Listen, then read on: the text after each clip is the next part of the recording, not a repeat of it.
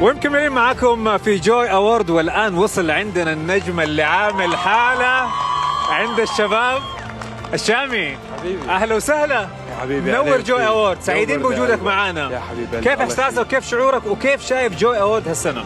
والله هي السنة في كتير اشياء جديدة هيك وعم يختلف علي سنة عن سنة.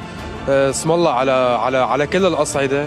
هي أول شغلة. الشغلة الثانية كتير مبسوط بالناس اللي بنحبهم وهالنجوم اللي موجودين هون منورين الدنيا. شامي، تعرف وانا قاعد احضر الجوي أوورد قلت اقول الشامي ولا دكتور؟ ايش اللي تحب؟ اعطيني من الاخر. شو رأيك نبلش بيا ليلو يا العين مثلا؟ ليلو يا عين. شامي، تالي السنة تترشح في الجوي أوورد، السنة هذه كمان مترشح كأفضل مغني. قديش متحمس وايش توقعاتك وكيف شايف المنافسة لهالسنة؟ لك أول شيء الحمد لله رب العالمين، أنا صار لي 3 سنين على التوالي كل مرة بجي على الجوي كون مرشح لجائزتين، أفضل فنان وأفضل أغنية. أفضل أغنية، صحيح.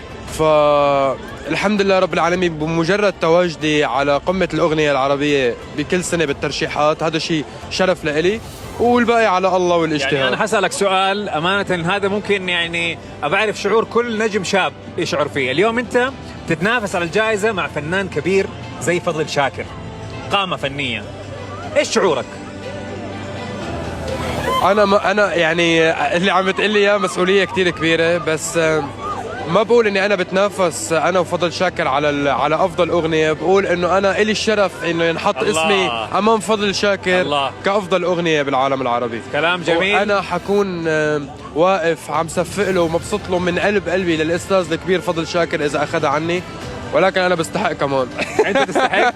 وخليني اقول لك هذا كلام جميل وكلام راقي حبيبي. من فنان مثقف وراقي مثلك. الله يخليك. وتستاهل انت وكل المرشحين، وبالتوفيق لكم. سعيد جدا بوجودك معنا شامي. استمتع بالحفله واستمتع بالجوي أوورد. شكرا كثير حبيبي.